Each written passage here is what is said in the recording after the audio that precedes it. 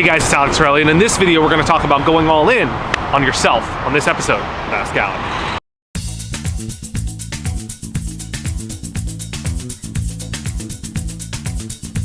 Ask Alec. So today's question comes from one of my readers, Johnny, who asks, how did you get the confidence to go through with poker and take that leap of faith and ultimately decide you're going to go all in on playing poker for a living when everybody around you was probably telling you the same thing they were telling Johnny, which was, you know, you're crazy, don't do it, you're gonna fail, this is a stupid decision, go to college, etc. So ultimately, I can't say whether you should do it or not. Whatever it is that you're thinking about or working on, whether it's starting that new business, playing poker professionally. Poker admittedly is harder now than it was when I did it, but at the same time, you still have to be good and ahead of the curve to win and succeed. Still requires a lot of work. The short of it is, what ultimately I feel like was the biggest contributor to my success in poker is that I ultimately held my opinion of myself and what I wanted to do higher than everyone else's opinion. That's not egotistical or not meant to be selfish. It's just meant to be a statement of fact that nobody knows you and your desires and your ambition and your motivation and your dreams and your reality better than you know yourself. Not your girlfriend, not your parents, not your family, not your friends, not society, not Instagram.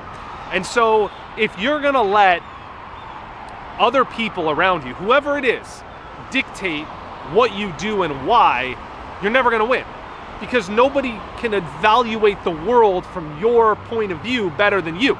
And if you're letting the highest decisions in your life be dictated by voices inside your head or by other people outside of you, you're fucked. So there's always going to be times where people around you are saying one thing, but you know in your heart it's the other thing. And it's not that they're bad or evil or they're trying to pull you down. Maybe that's true. Sometimes you have loser friends that don't want you to succeed because it's going to mean that they are going to have to reflect on their own situation. But a lot of times it's people that have genuine good intentions, like family sometimes have genuine good intentions about what they think is best for your life, but they're judging from their reality. They're judging from the fact they grew up maybe in a different era, or what they want for your life, or what they think is best for your life based on maybe their own insecurities, or maybe based on what they think is best for their own life. Or maybe they think they're doing what's best for you, but they're ultimately doing what they think they should have done with their own life. Who the fuck knows? But the truth is that your opinion of what you do has to be number one. The voice inside your head has to be louder than all the other voices combined. Otherwise, you're never gonna have the fortitude to make the decisions that are the hard ones.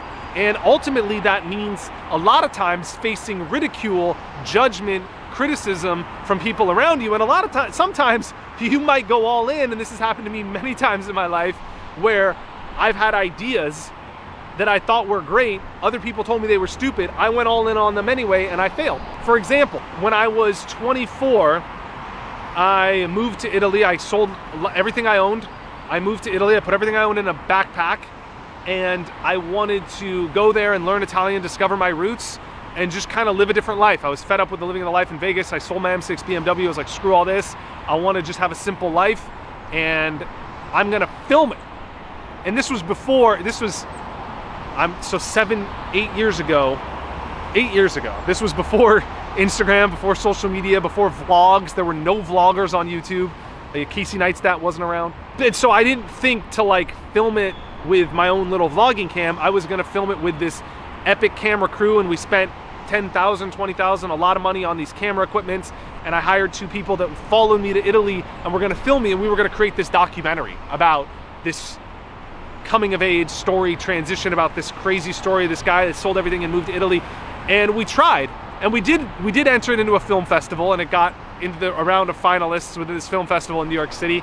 We didn't end up winning, but ultimately it was like a failure. We have the cameras, we never recouped our investment, the documentary was never created, and we got some cool content and some cool memories, but this was a failure, and I maybe was a laughing stock, but I had this dream and this vision of something I wanted to do, and I realized, you know, 3 months into my trip to Italy that this wasn't working, that I didn't have the space to focus on this documentary. I had other priorities when I was there, and I sent the camera crew home, and that was what happened. It was a huge failure, I guess, so to speak.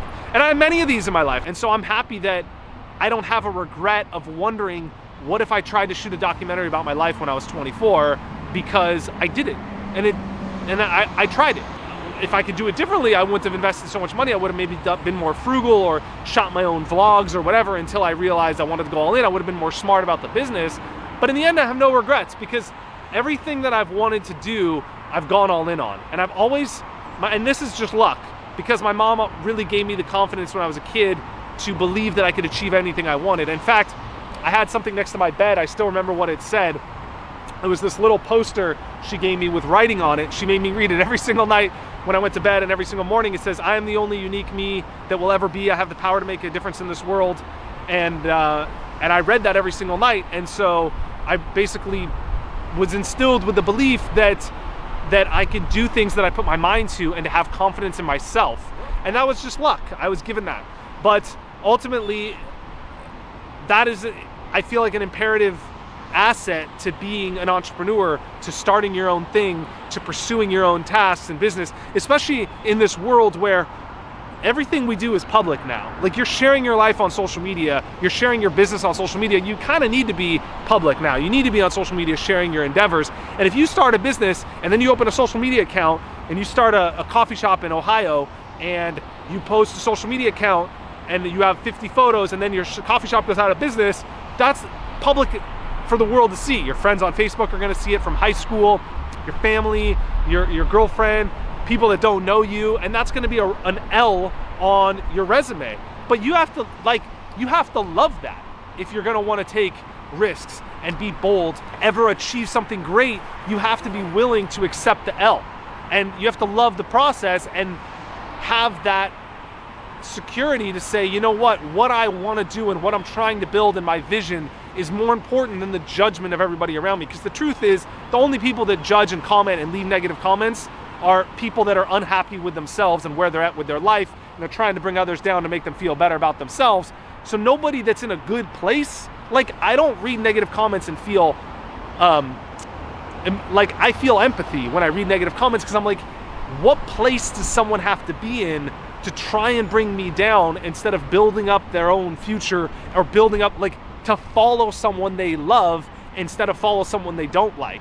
And I have no problem if someone doesn't like me, but it's like, why would they gotta be in a fucked up headspace to do that. And I feel empathy because I want them to win. I don't have anything against someone that leaves me a negative comment. I don't even know them. I want everyone to win, because I don't believe that people winning are taken away from me losing. I believe there's enough abundance in the world for everyone to win. And so I don't have anything against those people. And so the people that are bringing you down are people that aren't in the right headspace. So why would you care what, Sally Jones 37 or Roger Smith 14 says on your social media, when you don't even know this person, and you're worried about the judgment of them more than you're concerned about your own ideas for what you want with your life? That's a place where you got to get to that place where your voice and your opinion matters more than the collective of everyone else around you. You basically got to say fuck you to everybody else. I'm going all in on me. And if you're wrong, that's great, but at least you did it. Because the worst thing is being 70, 80, 90, having your time run out, realizing there's not time left to have filmed that documentary, to go all in on poker, to go all in on your business, and realizing you're left with regret. Because that's the nail in the coffin to me. That's the thing that I'm the most scared of. Rather than failing now, I have time to do something about it. If I still want to film a documentary, I can learn from my mistakes, have a different business plan, and succeed, because I have time. I'm 31 and I went all in. But being 71 and realizing you're out of time, that shit scares me. So I think the running from this regret has to be the biggest pull. And you gotta maybe talk to older people, talk to people that wish they would have done something different with their life, and realize that if you don't act, that's the direction that you're going. And that's what scares me more than anything. So I hope you took something away from this video. Tag someone or share it with someone that needs to hear it. Most importantly, leave me your thoughts in a comment below. I learn a lot from your comments. I read all of them, and I will jump in there and give my feedback as well. I would love to hear your guys' thoughts on this. Thanks for watching Ask Alec. I'll see you guys next time. Cheers.